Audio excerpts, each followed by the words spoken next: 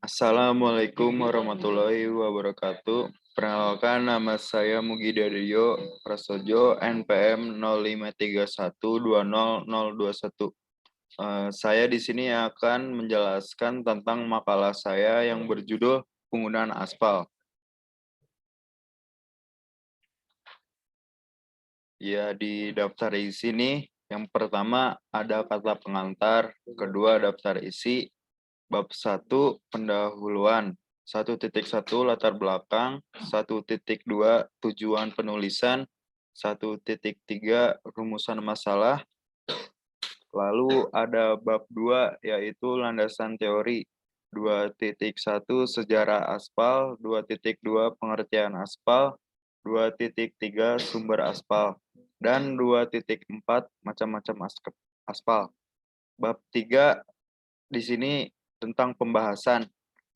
3.1 konstruksi aspal sebagai bahan perkerasan jalan. 3.2 jenis kerusakan dan metode perbaikan perkerasan jalan. 3.3 aplikasi aspal, dan bab 4 ada penutup, yaitu ada kesimpulan dan daftar pusaka. Bab 1 ini akan menjelaskan tentang latar belakang. Dalam pembahasan ilmu bahan bangunan, kita mencoba untuk membahas materi tentang aspal. Aspal merupakan pembahasan kelima dalam mata kuliah ilmu bahan bangunan. Dalam penyusunan makalah ini, kami coba mengangkat mengenai aspal. Hal itu disebabkan karena Indonesia merupakan salah satu penghasil aspal terbesar di dunia. Namun Indonesia sendiri belum mampu mengeksploitasi aspal secara maksimal. Hal ini ditunjukkan oleh bahan pembuat aspal jalan di Indonesia masih menggunakan aspal dari luar negeri atau aspal impor. Padahal aspal Indonesia ini masih dapat dieksploitasi dalam kurun waktu yang lama. Yang kedua, ada tujuan penulisan. Agar lebih mengetahui tentang aspal lebih jauh, karena aspal adalah sumber daya alam yang terdapat di Indonesia yang masih belum dieksplorasi lebih jauh. Karena itu, kami mencoba untuk menggali lebih jauh tentang aspal yang ada di Indonesia, serta apa aja sih teknologi terbaru dalam aspal, serta sebagai syarat untuk memenuhi nilai tugas mata kuliah ilmu bangunan. Yang ketiga, ada rumusan masalah. Yang pertama, apa itu sejarah aspal? Yang kedua, apa pengertian aspal? Yang ketiga, apa saja jenis-jenis sumber aspal? Yang keempat, sebutkan macam-macam aspal. Bab 2, tujuan pustaka. Yang pertama ada sejarah aspal. Istilah aspal berasal dari bahasa Yunani kuno, yaitu asphaltos. Kemudian bangsa Romawi mengubahnya menjadi asphaltus. Lalu diadaptasi ke dalam bahasa Inggris menjadi aspal. Dan kita menerjemahkan ke bahasa Indonesia menjadi aspal. Sejarah penggunaan aspal telah dimulai sejak ribuan tahun sebelum Masehi oleh bangsa Sumeria dan Mesopotamia, karena menggunakan aspal atau bitumen sebagai lapis pengendap untuk bak mandi maupun kolam-kolam air di istana dan kuil. Sejarah penggunaan aspal untuk pembuatan jalan di abad modern dapat ditelusuri kembali pada masa ke abad 18. Seorang insinyur Inggris yang bernama John Metcalfe lahir 1717 harus membangun jaringan jalan di Yorkshire dengan total panjang hampir 300 km. Jalan dibuat dengan batuan berukuran besar diletakkan di bawah sebagai fondasi yang kuat. Kemudian di atasnya diberi batu galian, lalu kerikil sebagai lapis penutup. Kemudian, Thomas Telford membangun jaringan jalan di Skotlandia pada tahun 1803 sampai 1821, sepanjang hampir 1.500 km. Telford menyempurnakan metode pembuatan jalan Metcalfe dengan mengganti batu galian dengan batu pecah. Ketebalan lapisan batu pecah juga sudah dihitung berdasarkan karakter lalu lintas yang akan melintasi. Baru pada tahun 1870, campuran aspal digunakan untuk pembangunan jalan yang dilakukan oleh seorang ahli kimia Belgia yang bernama Edmund Yes, Desmet ketika membangun jalan di depan balai kota Newark atau New Jersey, USA. Campuran yang digunakan adalah pasir dan aspal alam dari Trinidad, hasil yang memuaskan, membuat para kontraktor pembangun jalan segar memanfaatkan aspal sebagai bahan konstruksi pada proyek-proyek pembangunan yang dikerjakan. Yang kedua, ada pengertian aspal. Aspal ialah bahan hidrokarbon yang bersifat melekat atau adesif, berwarna hitam kecoklatan, tahan terhadap air, dan visualastis. Aspal sering juga disebut bitumen, merupakan bahan pengikat pada campuran beraspal yang dimanfaatkan sebagai lapisan permukaan lapis perkerasan lentur. Aspal berasal dari aspal alam atau aspal buton atau aspal minyak, aspal yang berasal dari minyak bumi. Berdasarkan konsistensinya, aspal dapat diklasifikasikan menjadi aspal padat dan aspal cair. Aspal atau bitumen adalah suatu cairan kental yang merupakan senyawa hidrokarbon dengan sedikit mengandung sulfur, oksigen, dan klor. Aspal sebagai bahan pengikat dalam perkerasan lentur mempunyai sifat viskoelastis. Aspal akan bersifat pada suhu ruang dan bersifat cair bila dipanaskan. Aspal merupakan bahan yang sangat kompleks dan secara kimiawi belum dikarakterisasi dengan baik. Kandungan utama aspal adalah senyawa karbon jenuh dan tak jenuh, alifatik dan aromatik yang mempunyai atom karbon sampai 150 per molekul. Atom-atom selain hidrogen dan karbon yang juga menyusun aspal adalah nitrogen, oksigen, belerang, dan beberapa atom lain. Secara kuantitatif, biasanya 80% massa aspal adalah karbon, 10% hidrogen, 6% belerang, dan sisanya oksigen dan nitrogen, serta sejumlah renik besi, nikel, dan vanadium. Senyawa-senyawa ini sering dikelaskan atas aspalten yang massa molekulnya kecil dan malten yang massa molekulnya besar. Biasanya aspal mengandung 5-25% aspalten. Sebagian besar senyawa di aspal adalah senyawa pola. Konstruksi jalan terdiri beberapa lapis, antara lain subgrade, subbase, base, dan surface. Aspal beton yang diperlukan untuk lapisan pekerjaan jalan juga terdiri dari beberapa jenis, yaitu lapis pondasi, lapis aus 1, dan lapis aus 2.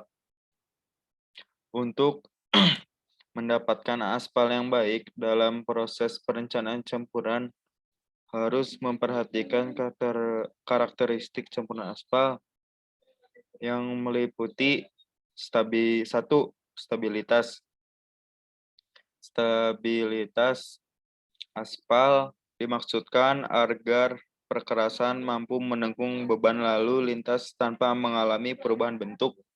Stabilitas campuran diperoleh dari gaya gesekan antar partikel, gaya penguncian atau interlocking, dan gaya adhesi yang baik antara batuan dan aspal. Gaya tersebut dipengaruhi oleh kekerasan permukaan batuan, ukuran gradasi, bentuk butiran, kadar aspal, dan tingkat kepadatan campuran. Kedua, ada durabilitas. Aspal dimasukkan agar perkerasan mempunyai daya tahan terhadap cuaca dan beban lalu lintas yang bekerja. Faktor-faktor yang mendukung durabilitas meliputi kadar aspal yang tinggi, gradasi yang rapat, dan tingkat kepadatan yang sempurna. Fleksibilitas aspal dimaksudkan agar perkerasan mampu menanggulangi lendutan akibat beban lantas yang berulang-ulang tanpa mengalami perubahan. Fleksibilitas perkerasan dapat dicapai dengan menggunakan gradasi yang relatif terbuka dan penambahan kadar aspal tertentu sehingga dapat menambah ketahanan terhadap pembebanan. Lalu yang ketiga, ada sumber aspal. Aspal merupakan suatu produk berbasis minyak yang merupakan turunan dari proses penyulingan minyak bumi dan dikenal dengan nama aspal keras. Aspal juga terdapat di alam secara alamiah. Ini aspal alam.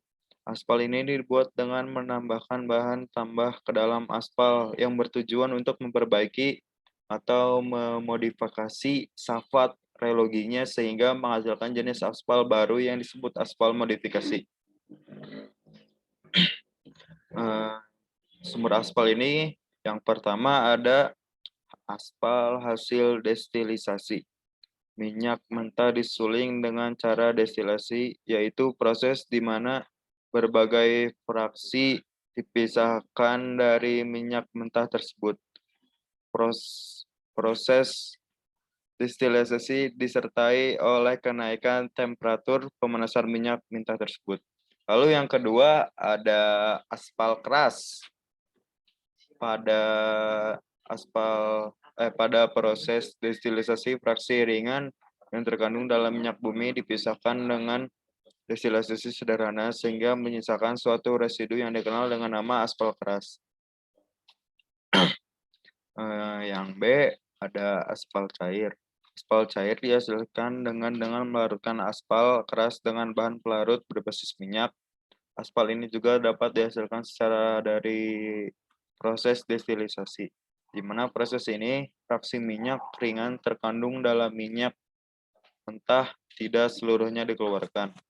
Kecepatan menguap dari minyak yang digunakan sebagai pelarut atau minyak yang sengaja ditinggalkan dalam residu pada proses destilasi akan menentukan jenis aspal cair yang dihasilkan. Yang ketiga ada aspal emulasi. Aspal emulsi adalah suatu campuran aspal dengan air dan bahan pengemulsi. Aspal emulsi dihasilkan melalui proses pengemulsian aspal keras. Pada proses ini, partikel-partikel aspal keras dipisahkan dan dipersikan dalam air yang mengandung emulsifer atau emulgator.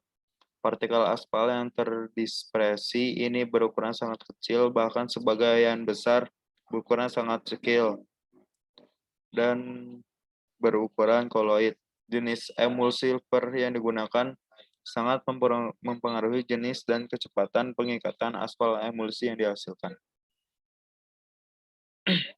Aspal emulsi yang dihasilkan dapat dibedakan dibagi menjadi 3 macam. Yang pertama ada aspal emulsi anioik, yaitu aspal emulsi yang berion negatif.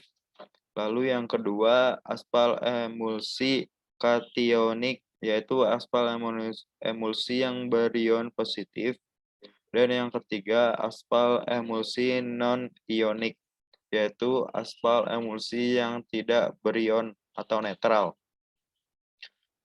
Yang kedua ada aspal alam. Aspal alam adalah aspal yang secara alamiah terjadi di alam. Berdasarkan depositnya, aspal alam ini dikelompokkan menjadi kelompok, yaitu yang pertama ada aspal danau atau lake asphalt. Aspal ini secara alamiah terdapat di danau Trinidad, Venezuela, dan Lewele. Aspal ini terdiri dari bitumen, mineral, dan bahan organik lainnya. Angka penetrasi dari aspal ini sangat rendah dan titik lembek sangat tinggi. Karena aspal ini dicampur dengan aspal yang mempunyai angka penetrasi yang tinggi dan perbandingan tertentu sehingga dihasilkan aspal dengan angka penetrasi yang diinginkan. Lalu yang kedua atau yang B, aspal batu atau rock asphalt. Aspal batu Kentucky dan Buton adalah aspal yang secara alamiah terdeposit di daerah Kentucky, USA, dan di Pulau Buton di Indonesia. Aspal dari deposit ini terbentuk dalam celah-celah batuan kapur dan batuan pasir. Aspal yang terkandung dalam batuan ini berkisar antara 12-35% dari massa batu tersebut dan memiliki presentasi 0-40. Lanjut Yang ketiga ada aspal modifikasi. Aspal modifikasi dibuat dengan mencampur aspal keras dengan suatu bahan tambah polimer adalah jenis bahan tambah yang sering digunakan saat ini. Sehingga aspal modifikasi sering disebut juga sebagai aspal polimer. Lalu yang keempat ada macam-macam aspal. Yang pertama aspal makadam atau makadam penetrasi. Aspal ini gambarnya seperti batuan-batuan kecil seperti kerikil. Aspal ini yang digunakan untuk menambah tebal konstruksi fondasi dan untuk memperbarui permukaan. Terdiri lapisan batuan dengan butir yang lebih besar diletakkan di atas permukaan jalan dengan tebal kurang lebih 1,5 kali ukuran batuan terbesar. Kemudian dipadatkan sehingga menjadi kompak dan stabil. Selanjutnya, agar saling mengikat. Kedua, ada beton aspal. Batuan kering yang dipanaskan dicampur dengan aspal panas dalam pabrik pencampur dan diangkut ke tempat pekerjaan. Yang ketiga ada butas atau buton aspal. Aspal yang tergolong aspal batu atau rock aspal banyak ditemui di Pulau Buton, Sulawesi Tenggara. Bentuknya seperti batu cadas berwarna hitam. Kesalahan pada batu butas yaitu waktu pengeraman terlalu singkat atau lama, pengadukan tidak homogen, terjadi segregasi, dan komposisi campuran tidak benar. Lanjut ke bab 3, yaitu pembahasan. Yang pertama, konstruksi aspal sebagai bahan perkerasan jalan. Perkerasan adalah lapisan atas dari badan jalan yang dibuat dari bahan-bahan khusus yang bersifat baik atau konstruktif dari badan jalannya sendiri.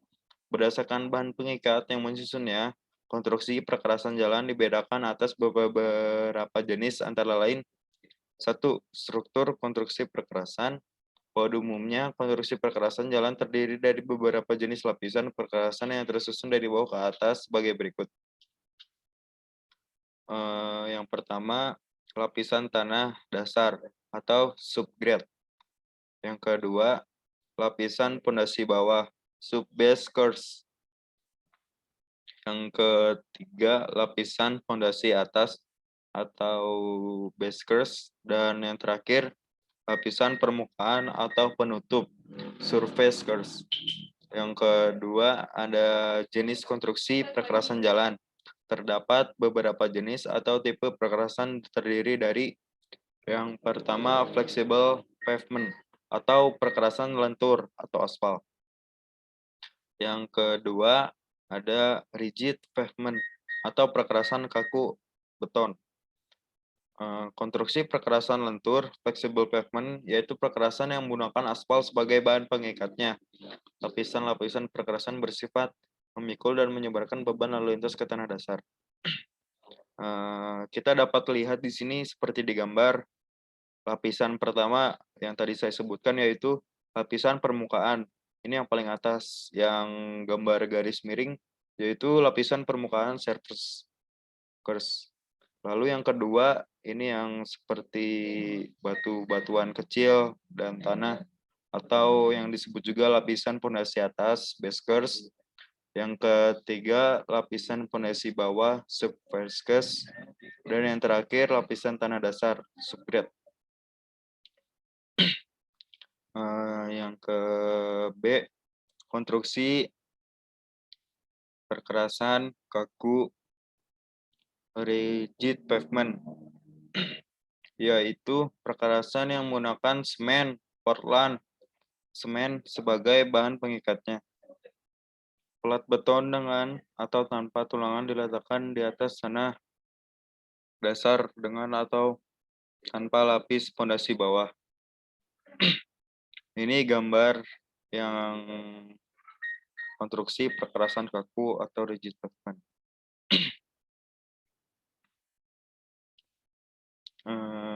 Yang pertama, konstruksi perkerasan lentul aspal. Konstruksi perkerasan lentul flexible pavement adalah perkerasan yang menggunakan aspal sebagai bahan pengikat dan lapisan-lapisan perkerasannya bersifat memikul dan menyebarkan beban lalu lintas ke tanah dasar. Di sini ada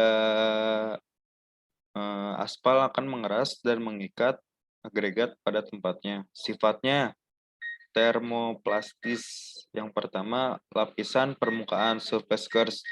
Lapis permukaan struktur perkerasan lentur terdiri atas campuran mineral, agregat, dan pengikat yang ditempatkan sebagai lapisan paling atas dan biasanya terletak di atas lapis fondasi. Yang kedua ada lapis fondasi atas ya atau sering disebut juga sebagai base course. Lapis fondasi adalah bagian dari struktur perkerasan lentur yang terletak langsung di bawah lapis permukaan. Lapis fondasi dibangun di atas lapis fondasi di bawah atau jika tidak menggunakan lapis fondasi bawah, langsung di atas tanah dasar. Yang ketiga ada lapisan fondasi bawah, subbase course. Lapisan fondasi bawah adalah bagian dari struktur perkerasan lentur yang terletak antara tanah dasar dan lapis fondasi. Biasanya terdiri atas lapisan dari material berbutir, granular material yang didapatkan, distabilisasi ataupun tidak, atau lapisan tanah yang distabilisasi.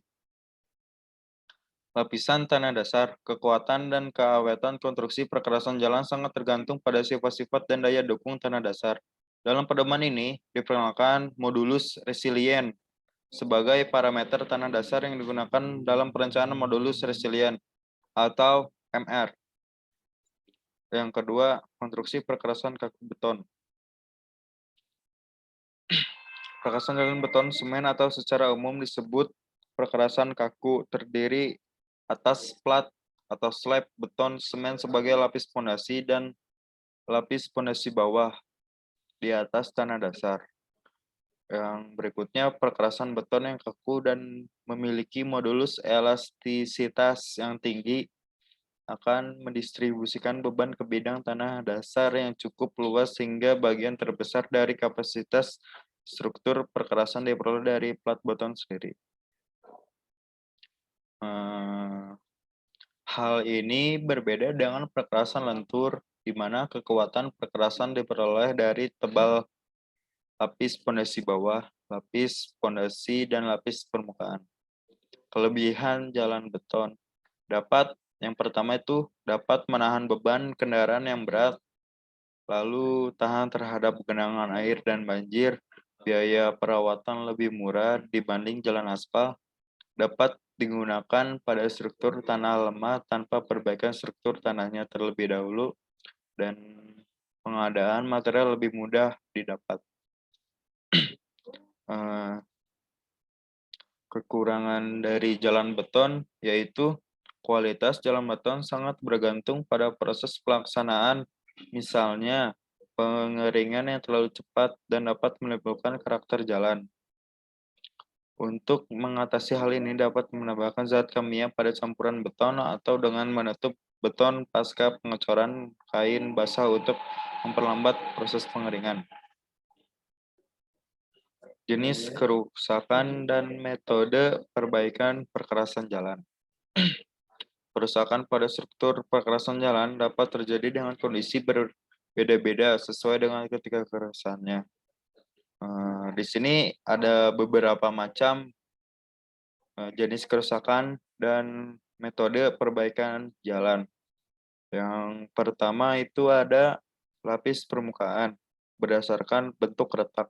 Yang pertama minder atau mindering yang disebut juga retak halus atau hair cracks disebabkan bahan perkerasan atau kualitas material kurang baik, pelapukan permukaan air tanah pada perkerasan jalan, dan tanah dasar atau lapisan di bawah permukaan kurang stabil. Metode perbaikannya yaitu ditambal atau ditutup sesuai dengan ukuran tingkat kerusakannya. Kedua, garis atau line, retak tepi edge cracks. Yang kedua, retak pertemuan perkerasan bahu, edge joint cracks. Penyebabnya yaitu perbedaan ketinggian antara bahu beraspal dengan perkerasan akibat penurunan bahu. Penyusunan material bahu, badan perkerasan jalan, drainase kurang baik, roda kendaraan berat yang menjak bahu beraspal, dan yang terakhir material pada bahu yang kurang baik atau kurang memadai. Metode perbaikannya, yang pertama, retak dapat ditutup dengan larutan pengisi. Retak yang besar diisi dengan larutan emulsi aspal diikuti dengan penanganan permukaan atau larutan pengisi. Yang kedua, pengkasaran dengan pemanas dan lapis tambahan. Yang C-nya, retak sambungan jalan atau line joint cracks disebabkan ikatan sambungan kedua jalur yang kurang baik. Metode perbaikan dapat dilakukan dengan memasukkan campuran aspal cair dan pasir ke dalam celah yang terjadi. Yang D, retak sambungan pelebaran, disebut juga sebagai widening cracks. Penyebabnya yang pertama, ikatan sambungan kurang baik. Yang kedua, perbedaan kekuatan atau daya dukung perkerasan pada jalan pelebaran dengan jalan lama. Metode perbaikannya, yang pertama, perbaikan dilakukan dengan mengisi celah-celah yang timbul dengan campuran aspal cair plus pasir. Yang ketiga, yaitu aplikasi aspal, program aspal buton. Direktorat Jenderal Bina Marga baru selesai mengadakan kegiatan evaluasi sekaligus sosialisasi program aspal buton di tahun 2007 dan 2008. Kegiatan tersebut hadir para satker dari berbagai daerah di Indonesia untuk mendengarkan pemaparan dari pejabat Departemen PU serta para pakar aspal buton dari Pusjatan Departemen PU. Evaluasi ini dilakukan untuk menilai sejauh mana hasil pelaksanaan dari program pemanfaatan aspal buton di tahun 2007.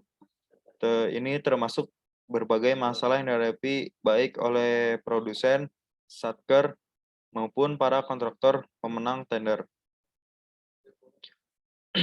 Direktorat Jenderal Bina Marga selaku lembaga yang bertanggung jawab terhadap penyelenggara jalan di Indonesia pada berbagai kesempatan menyatakan kesungguhannya dalam mendorong pemanfaatan aspal buton secara maksimal.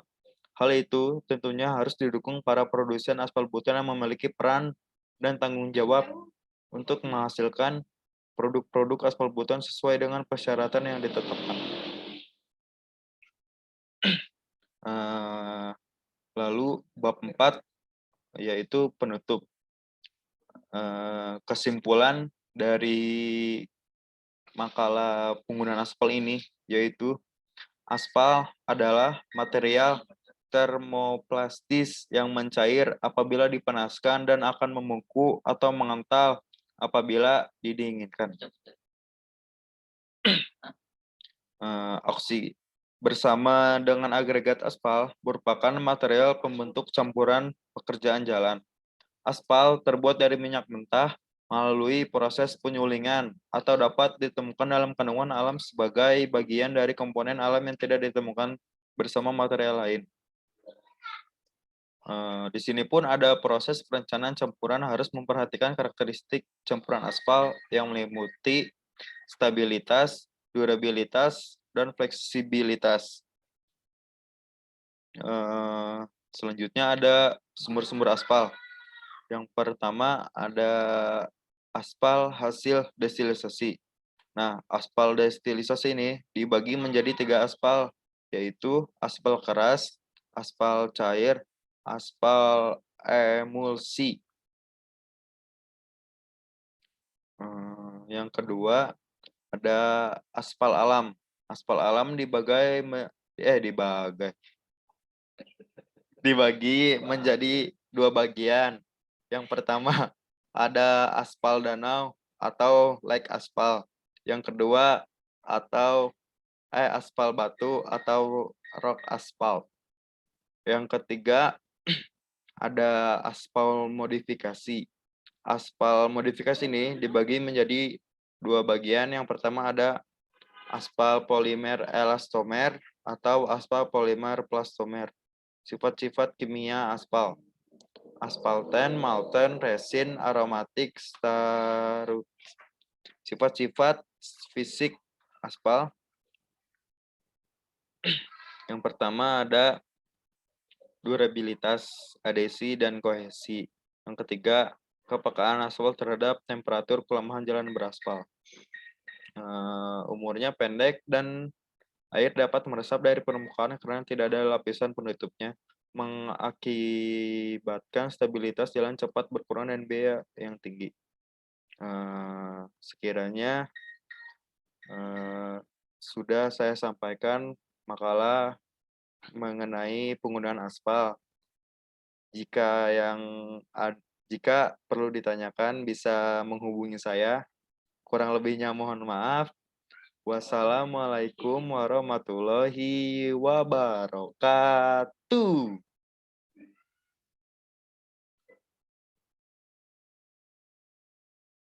Oke, gue mau nanya.